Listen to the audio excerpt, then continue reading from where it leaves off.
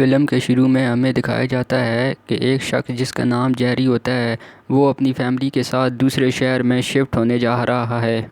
लेकिन इनको रास्ते में एक बहुत बड़ा ट्रैफिक मिलता है। ये लोग अपनी कार के अंदर ही बैठे होते हैं। तभी एक पुलिस ऑफिसर जाते हुए इनकी गाड़ी का मिरर तोड़ देता है। ये देखकर जेरी अपनी कार से बाहर निकल आता है। तभी एक और पुलिस ऑफिसर पीछे से आता है जो जेरी को कार के अंदर ही बैठने को कहता है। जेरी जैसे ही अपनी कार के अंदर बैठता है, पीछे से एक बड़ा ट्रक उस पुलिस ऑफिसर को कुचल देता है और साथ ही साथ उस ट्रक के सामने जितनी भी कारें होती हैं वो उनको कुचलना शुरू कर देता है।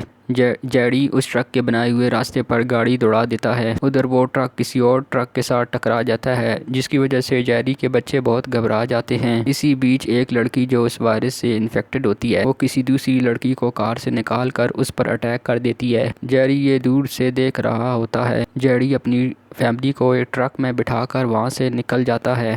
रास्ते में जेरी को अपने एक फ्रेंड की कॉल आती है जो उसी की तरह एक CIA एजेंट होता है। वो जेरी को बताता है ये कोई मामूली वायरस नहीं और जितने भी लोग इस वायरस से इन्फेक्ट हो रहे हैं वो 10 से 15 सेकंड में ज़ॉम्बी बन रहे हैं। इस वायरस ने अभी तक कई बेकसूर लोगों को शिकार बना लिया है। इसलिए मैं तुम्हारी फैमिली के लिए एक हेलीकॉप्टर भेज रहा हूँ। ये सुनकर जेरी अपनी फैमिली की सेफ्टी के लिए अपने पास एक बंदूक रख लेता है और न्यू जर्सी के लिए रवाना हो जाता है। और कुछ ही देर में सब लोग न्यू जर्सी में पहुंच जाते हैं। सबसे पहले ये एक शॉप के अंदर जाते हैं ताकि अपने लिए खाना पानी और दवाएं इकट्ठी कर सकें। यहाँ आकर ये देखते हैं कि हर तरफ भगदड़ मची हुई है। यहाँ से खाना पानी और दवाएँ लेकर वो बाहर आ जाते हैं। बाहर आकर इन्हें एक बिल्डिंग नज़र आती है। ये लोग उस तरफ भागना शुरू कर देते हैं।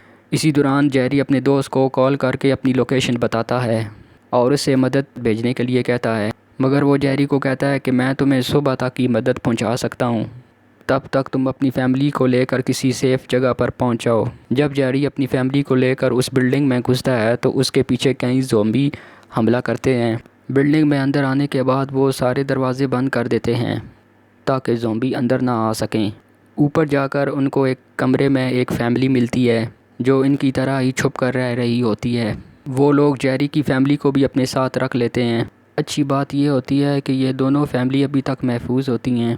अब जेरी यहाँ से बाहर निकलना चाहता है क्योंकि उसके दोस्त ने आज ही उसको हेलीकॉप्टर भेजने की मदद की बात की थी और जेरी चाहता है कि उसकी वो फैमिली भी उसके साथ चले, पर वो यहाँ से बाहर जाने का रिस्क नहीं लेना चाहते। लेकिन जेरी अपनी फैमिली को लेकर यहाँ से बाहर निकलता है और बाहर निकलते ही जेरी और उसकी फैमिली पर ज़ॉम्बी हमला कर देते हैं और वो उनसे बचने के लिए भागते हैं और सब लोग भागते हुए बिल्डिंग पर आ जाते हैं कि इसी दौरान जेरी को एक ज़ॉम्बी ने काट लिया होता है और वो सुसाइड करने की कोशिश करता है। लेकिन अब वो नोटिस करता है कि उसको अब 15 सेकंड से ऊपर हो गए हैं और अभी तक वो ज़ॉम्बी नहीं बना। और इसी दौरान एक हेलीकॉप्टर भी उनकी मदद के लिए पहुँच जाता है और उस हेलीकॉप्टर में बैठे सोल्जर उन ज़ॉम्बी पर फायर करना शुरू कर देते हैं, जिसके बाद वो सभी लोग इस हेलीकॉप्टर में बैठ के वहाँ से चले जाते हैं। और अगले सीन में देखते हैं कि वो अटलांटिक ओशन में पहुँच चुके हैं जहाँ एक नेवी का जहाज़ होता है। यहाँ जेरी अपने दोस्त से मिलता है जिसने उसके लिए हेलीकॉप्टर भेजा था। वो जेरी को बताता है कि ये वायरस साउथ कोरिया से आया था और अब ये पूरी दुनिया में फैल चुका है। हर मुल्क के साइंटिस्ट ने इसको रोकने की कोशिश की है मगर अभी तक कोई कामयाब नहीं हुआ। वो जेरी को बताता है कि यहाँ एक डॉक्टर है जिसका नाम एंड्रयू है। वो कई दिनों से इस वायरस पर रिसर्च कर रहा है और वो हमें बताता है कि इस वायरस की वैक्सीन बन सकेगी जब इनके ऑर्गेन का पता लगेगा।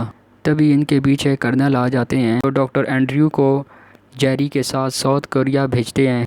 वो कहते हैं कि अगर तुम साउथ कोरिया जाकर इस बात का पता लगा सको कि इस वायरस से सबसे पहले कौन इन्फेक्टेड हुआ है तो शायद हमारे डॉक्टर इस वायरस की वैक्सीन बना सकते हैं। इसलिए जेरी इनकी बात मानकर साउथ कोरिया जाने का फ़ैसला कर लेता है और इस मिशन के लिए इसके साथ कई सोल्जर और डॉक्टर एंड्रयू जाते हैं।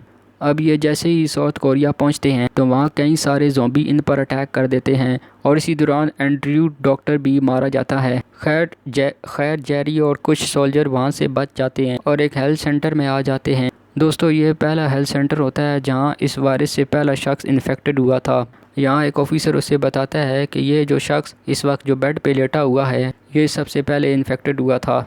जब ये जब ये लोग यहाँ से जाने वाले होते हैं तो जेरी को एक कैदी नज़र आता है जो जेल में बंद होता है। उसको देखकर जेरी उसके पास जाता है कि इसराइल ने कई महीने पहले इस वायरस से बचने के लिए अपनी पहले ही तैयारी कर ली थी और शहर के इर्द गिर्द ऊंची दीवारें बना ली थीं। ये जेरी को यहाँ यह भी बताता है कि अगर तुम्हें मज़ीद जानकारी चाहिए तो तुम इसराइल जाओ। इसकी बातें सुनकर जेरी और उसकी टीम इसराइल जाने का फ़ैसला करते हैं। सुबह तक ये लोग इसराइल आ जाते हैं। यहाँ आकर वो एक आदमी से मिलता है और जेरी उसे पूछता है कि तुम लोगों को इस वायरस का कैसे पहले पता था, लेकिन वो जेरी को इसके बारे में कुछ नहीं बताता।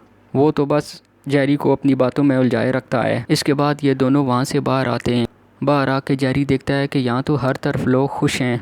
यहाँ हर तरफ लोग इस दीवार के अंदर एंजॉय कर रहे हैं। जेरी उस आदमी को कहता है कि इन लोगों को कहिए कि ये खामोश रहें क्योंकि ज़ॉम्बी शोर से चिढ़ते हैं, पर वो शख्स जेरी की बात नहीं मानता। वो कहता है कि हम इस दीवार के अंदर सेफ़ हैं, लेकिन थोड़ी देर बाद बहुत से ज़ॉम्बी इस दीवार पर चढ़ जाते हैं और दीवार से कूदकर लोगों पर हमला कर देते हैं, जिसकी वजह से सब लोग वहाँ से भागते हैं। हर तरफ अफरा तफरी मच जाती है। लेकिन जेरी यहाँ एक बात नोट करता है कि ये ज़ॉम्बी हर किसी को अटैक नहीं कर रहे। तभी यहाँ एक सोल्जर लड़की नज़र आती है। जेरी उसको लेकर एरोप्लेन में बैठ जाते हैं। जब ये लोग प्लेन के अंदर आते हैं तो इनको लगता है कि यहाँ सब कुछ ठीक है, लेकिन जब जेरी प्लेन के पिछले हिस्से में देखता है तो वहाँ कई सारे ज़ॉम्बी इंसानों पर हमला कर रहे होते हैं। इसलिए जेरी अपने इर्द गिर्द के लोगों को खामोश रहने का कहता है, लेकिन ज़ॉम्बी उन इंसानों को देख लेते हैं और उन पर हमला कर देते हैं। जेरी उन पर एक बम फेंकता है जिसकी वजह से जहाज़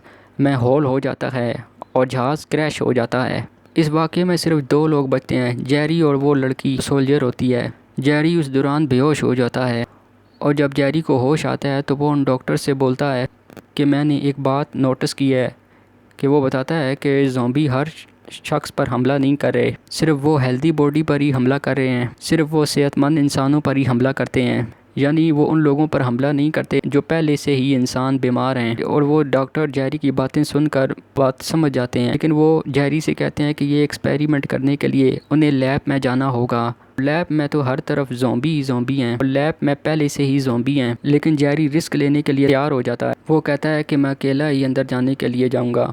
आगे जाकर जेरी एक लैब में चला जाता है जहाँ बहुत सारी दवाएं होती हैं। वो उनको एक बॉक्स में डाल देता है और वहाँ से बाहर आने वाला ही होता है कि सामने एक ज़ॉम्बी नज़र आता है, जिसको देखकर जेरी वहाँ रुक जाता है।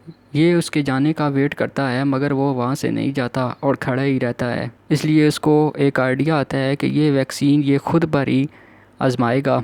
इसलिए उनमें से एक वैक्सीन ये खुद पर ही लगा देता है। वैक्सीन लगाने के बाद जब ये दरवाज़ा खोलता है वो ज़ॉम्बी उसको बिना नुकसान पहुँचाए वहाँ से जाने देता है। इस बात से WHO के डॉक्टर बहुत खुश होते हैं क्योंकि उन्हें इस वायरस की वैक्सीन बना ली होती है जिससे वो पूरी दुनिया को इस वायरस से बचा सकते हैं। रास्ते में ऐसे कई सारे ज़ॉम्बी मिलते हैं मगर वो उसको कुछ नुकसान नहीं पहुँचाते और जेरी बाहर आ जाता है। जेरी ये वैक्सीन डॉक्टर को दे देता है और कुछ वैक्सीन अपने पास रख कर अपनी फैमिली के पास आ जाता है।